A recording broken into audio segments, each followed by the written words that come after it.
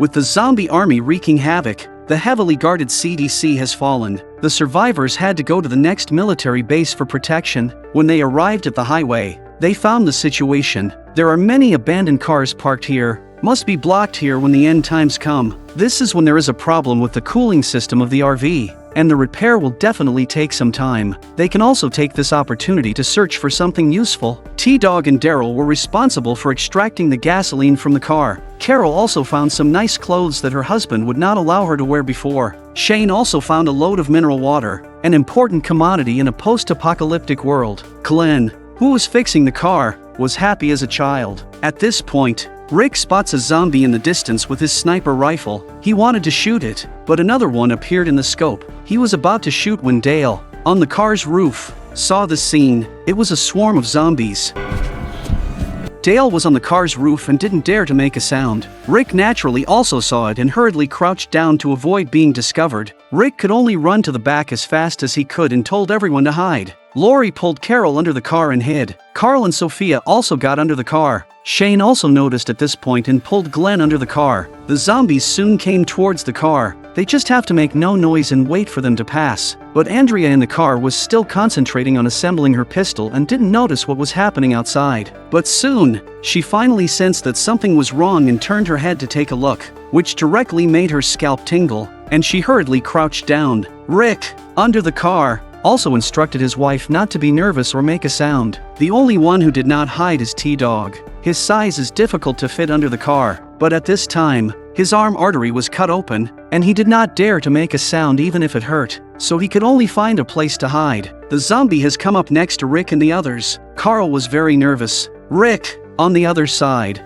could only signal his son to relax. The good thing is that although the two children are nervous, but also did not make a sound. At this time, a zombie came up in the RV. Andrea hurriedly grabbed the unassembled pistol and hid it in the toilet. She has no experience in killing zombies, but the more nervous she was, the more likely she was to make a mistake, and the parts fell on the floor. The zombie heard the sound and immediately attacked towards the toilet. She was so scared that she put her feet against the door. Dale on the roof of the car naturally heard the commotion. He threw the screwdriver in his hand down. When the zombie broke through the door, she gathered the courage to stab the zombie directly through the head. In the early days of the post-apocalyptic world, the job of killing zombies was usually done by men. Andrea had killed a zombie. Her heart could not be at peace for a long time, and T-Dog had yet to find a place to hide. The wound on his arm had not been treated. He had lost a lot of blood, and his brain had developed some vertigo. He couldn't run anymore, and a zombie was already heading toward him.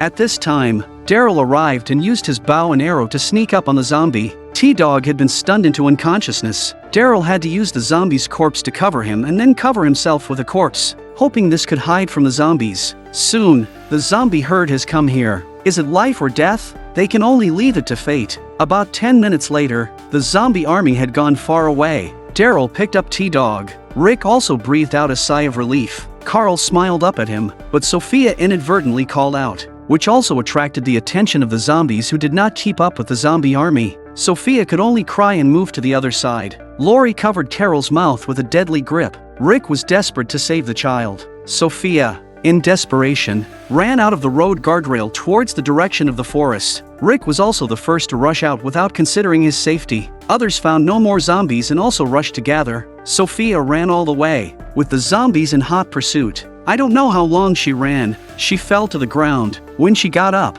she ran straight into Rick's arms. A terrified Sophia tells him to hurry up and shoot them, but Rick told him that he couldn't shoot now. Otherwise, there would be no way to escape if the zombies came from the highway. He could only hurry to carry Sophia and run away. Then they came to the river. Rick told her to hide here. First, he would lead the zombies to other places. With his current strength, dealing with two zombies at the same time, he couldn't care less about Sophia. Rick calmed her fears and told her that if he didn't come back, she would go back to the road the same way she came. Soon the zombies arrived here. Rick deliberately provoked them and then lured them to another place. After running for 10 minutes, he hid behind a tree and used a rock to smash directly into the first zombie, then the second.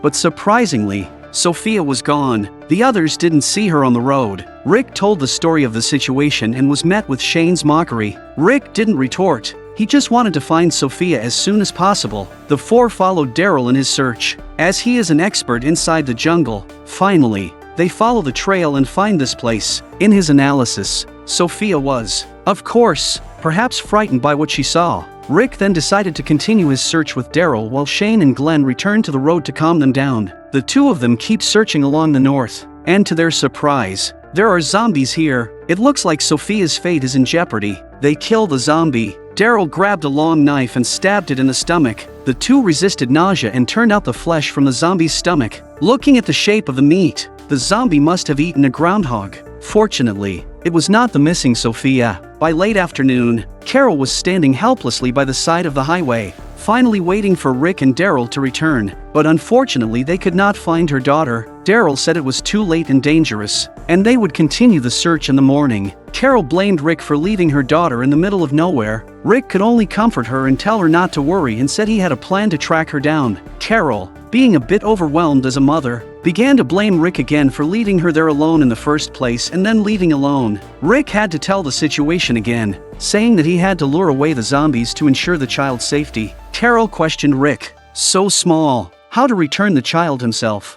as if it was all Rick's fault. He was not angry and said he had tried his best. The atmosphere at the scene was strained. They understood the heartache of a mother.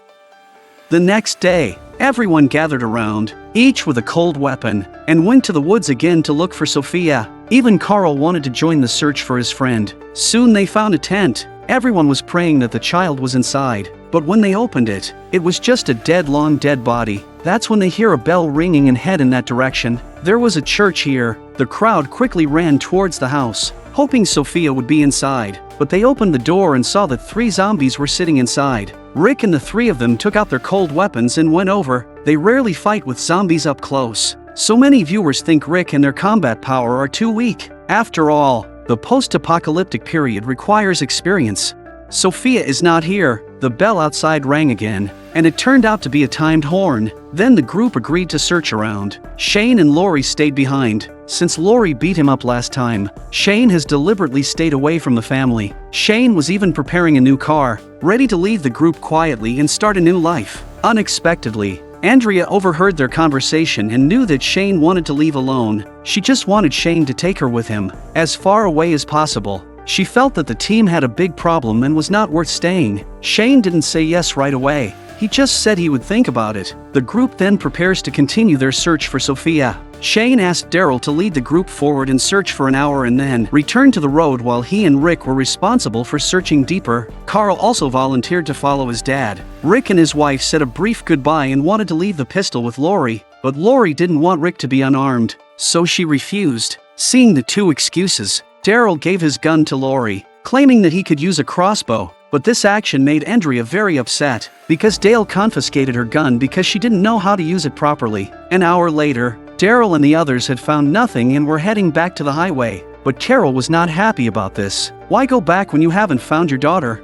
Anglia also said grimly, we use a knife and a stick, but some people can use a pistol. Lori also lost her temper and handed her pistol. Lori was fed up with the way Andrea was looking at her. Andrea didn't refuse and took it. Lori sat down, calmed Carol down, and asked her not to blame Rick for the incident. At first, Sophia was chased into the woods by zombies, and Rick didn't hesitate to go after them. Lori said she didn't know who else could chase after him without thinking or making a tough decision as he did and asked which one could do it better. Everyone was also deep in thought, pondering Lori's words. Lori goes on to say that you are relying on Rick while blaming him for his imperfections. If you think you can go on without him, no one will hold you back or stop you. Carol was a little embarrassed by Lori's words. Rick was always doing his best to help her, even at the risk of his own life. Andrea also gave the pistol back to Lori, and she realized that no one out there has the same kind of heart as Rick. After Lori's words, the team has been united ever since, and Rick's side seems to have heard the movement.